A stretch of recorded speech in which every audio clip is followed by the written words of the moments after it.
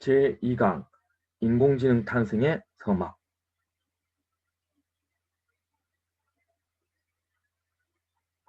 2강 1화 맥컬럭과 피츠 최초로 뇌를 모델링하다. 네, 지난 1강에서는 인공지능, 특히 딥러닝이 오랜 겨울을 거쳐서 2012년도 그 역사의 전면에 등장하게 된 과정에 대해서 4차례에 걸쳐서 살펴봤는데요. 이제는 이제 시간을 거슬러서 시간의 순서로 진행해 보겠습니다. 30년대, 40년대부터 시작해서 다시 2000년도까지 갔다가 그리고 최신의 인공지능 역사에 대해서 말씀드려 보겠습니다. 먼저 그 1930년, 40년대 막 이제 과학이 막 발전하고 할 무렵에 이제 그 사이버네틱스라고 어떤 인간의 어떤 인식 작용, 예, 또 어떤 기계의 작용 또는 심지어 어떤 사회 시스템의 작용 등 이런 것을 종합적으로 연구하는 학제적 학문 중에 사이버네틱스라고 있습니다. 네, 그 사이버네틱스에서 특히 이 인간의 뇌를 연구해서 뇌가 어떤 식으로 동작하는지에 대해서 연구를 했고 그것을 이제 이론적으로 먼저 제시한 맥컬럭과 피츠에 대해서 얘기해 보겠습니다. 네, 사이버네틱스는 그 말 자체는 로버트 위너라는 분이 처음에 제시했습니다. 그래서 여기 보면 정의를 보면 The Science of Control and Communication in Animal and the Machine, 예, 이렇게 정의했는데요. 보면 결국은 그 당시에 어떤 생물이나 어떤 기계 또는 심지어 사회가 어떤 시스템을 어떤 피드백 시스템을 가지고 이 상호작용이 되는지 그 원리를 여러 분야의 학제적 연구를 하려는 시도가 있었습니다. 그것을 사이버네틱스라고 이렇게 했고 그 중에서 이제 조시아 메시라는 사람이 그거 모여서 얘기해보자 그래갖고 여러 분야의 학자들이 연구자들이 모여서 10여 회에 걸쳐서 컨퍼런스를 제출했는데 그때 이제 그것을 메시 컨퍼런스로 했다. 그 컨퍼런스의 주도자 중에 한 명이 바로 워런 맥컬릭입니다. 예, 여기 중간에 있는 분인데요. 워런 맥컬릭은 원래 의사였습니다. 닥터였습니다. 정신과 닥터였는데 물론 임상은 한 적 없습니다. 그런데 일리노이 대학교에서 주로 연구와 강의를 했던 교수 생활을 주로 하셨죠. 예, 이분이 이제 뇌가 어떻게 작동하나 뭐 이렇게 에 대해서 계속 연구를 하고 있었고 이분이 두 명의 어떤 천재 소년들을 만나서 자기 연구의 결실을 맺게 됩니다. 네. 예, 그 당시에 이제 지금은 이 뇌과학이 워낙 발전해서 뇌를 막 실시간으로 다 들여다볼 수 있고 이래 돼서 뭐 아무런 의문이 없지만 그 당시엔 그럴 수 없었으니까 이 도대체 생명과 특히 사람의 뇌가 어떻게 동작해서 우리가 이렇게 보고 듣고 계산하고 이런 인식작용이 일어나는지에 대해서 너무너무 궁금했던 거죠. 그래서 이제 막 여러 가지 뭐 저기 원숭이 실험을 하거나 뭐 추정을 해가지고 막 여러 가지 가설들이 나오는데 그 중에 하나 제초의 성과가 바로 워런 맥컬릭의 모델입니다. 네, 이렇게 생긴 뇌를 어떻게 동작할까에 대해서 한번 이 워런 맥컬릭이 계속 이제 연구를 하고 있었고 어느 날 시카고 대학의 라셰프스키라는 교수 연구실에 세미나 발표를 하러 갑니다. 네, 거기에서 운명적 만남이 이루어지는데 바로 이제 월터 피츠를 만나게 됩니다. 월터 피츠와 제롬 랩빈을 그 세미나장에서 만나게 되는데 그 너무 이제 천재적인 이 수학 중에서도 논리학, 예, 논리학의 최고 천재였던 이 월터 피츠한테 너무 감동받아서 그 두 친구를 자기 아파트에 데려와서 먹여주고 재워주면서 같이 연구를 하게 되는 거죠. 그래서 이제 그 43년도에 아주 역사적인 논문을 발표하게 되는데 그 논문에서 뇌가 이런 식으로 동작하는구나. 그렇게 하니까 인간의 어떤 보고 듣고 인식작용이 가능한 거다라고 하는 것을 제시한 거죠. 그것이 바로 인류 최초의 뇌에 관한 논리적, 수학적 모델링이었습니다. 여기 이분이 월터 피츠라고 아주 이제 굉장한 보는 평가에 의하면 스트레인지하다, 특이하다, 뭐 천재다, 뭐 이런 표현이 있어요. 그러니까 딱 제가 볼 때는 이 월터 피츠의 여러 가지 정기적 자료를 읽고 제가 기억나는 게 제일 비슷한 사람이 바로 모차르트입니다. 모차르트.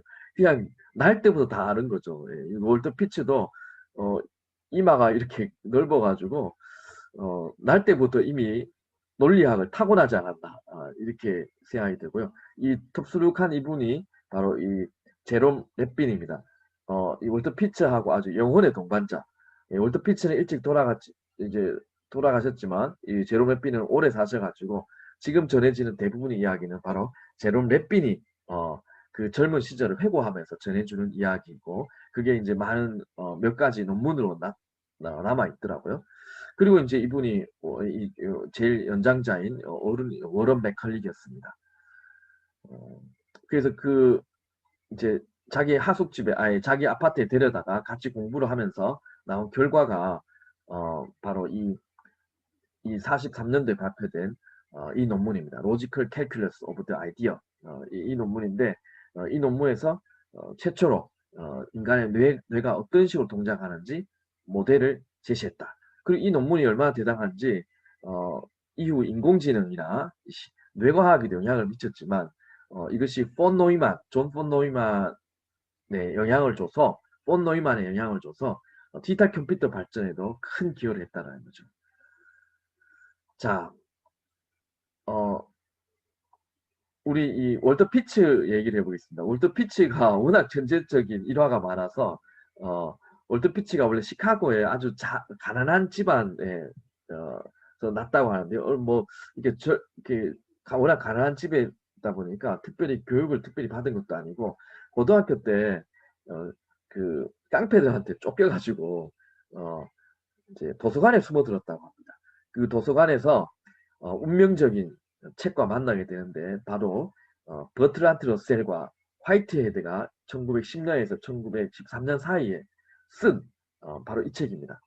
프린시피아 매스메티카라는 수학의 원리라고 하는 사람들이 어마어마하게 어렵다고 하는 이 책을 집어들었다고 합니다. 그리고 도서관 문이 잠겼는데도 나가지도 않고 3박 4일 동안 내리 그 독파를 해가지고 이 첫째 부분에 첫째 권에 문제가 있다라는 사실을 알게 돼서 그것을 영국에 있는 버트란트 러셀한테 편지를 썼다는 거죠.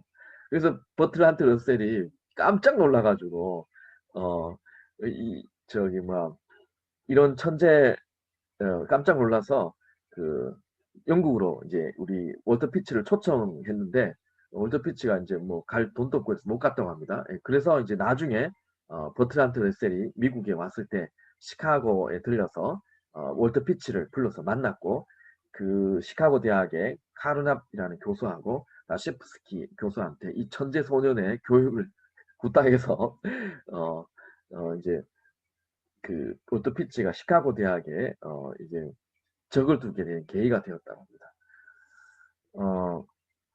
그런데 그 월터 피츠가 거기에서 이제 카르납 교수 또는 라셰프스키 교수 밑에서 뭐 일종의 이제 연구 학생 또는 조교, 뭐 아르바이트생 이렇게 일하면서 있다가 워런 맥클릭과 운명적 조우를 하게 됐고 그 워런 맥클릭과 만나서 바로 이제 그 아파트에 이제 가서 같이 연구를 하게 됐고 3년 후에 이 1943년도에 이 역사적 논문이 나오게 된 거죠. 그래서 이 논문이 최초로 뇌의 동작 원리를 밝힌다. 뇌가 어떻게 동작하니까 이 인간의 생각과 계산이 가능하다는 것을 제시했다는 거죠. 바로 이겁니다. 네, 이런 덴드라이트, 소마, 엑슨, 시냅스로 이루어지는 이런 뇌가를 간략하게 모델링해서 이렇게 어떤 X1, X의 자극이 들어가면 그게 합해져서 뒤로 전달된다. 그리고 실제 논문에 보면 꼭 디지털 논리회로 같은 그런 그림들이 많이 있더라고요.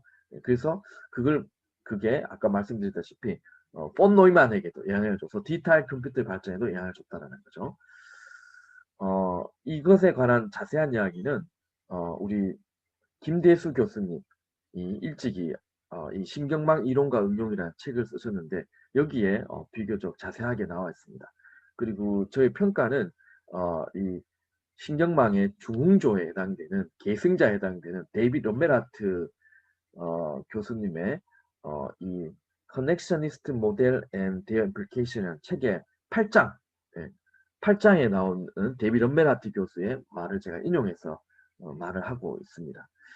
자, 월터 피츠는 그 이후에 어떻게 됐냐면, 어, 이 앞에 그림인데, 뭐, 모두가 다 천재성을 그 인정해 주는데, 굉장히 아마 사교적이지가 못한 비사교적이었던가 봐요.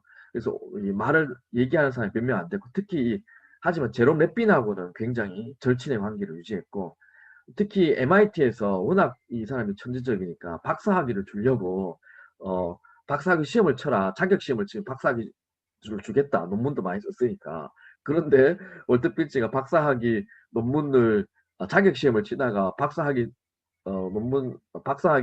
자격 시험이 시험 문제가 잘못됐다고 그렇게 지적하고 박사학위를 이제 MIT 박사학위를 거절했다는 거죠.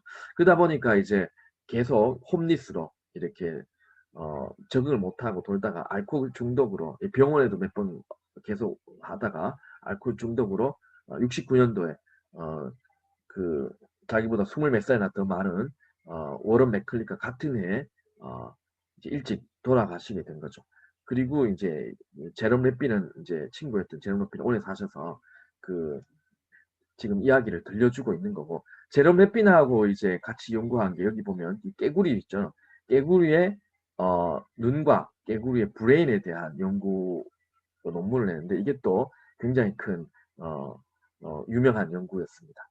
네, 이상 인류 최초로 뇌의 동작 원리를 수학적, 정확하게 논리적으로 모델링한 워런 맥클릭과 월터 피치의 이야기를 말씀드렸습니다.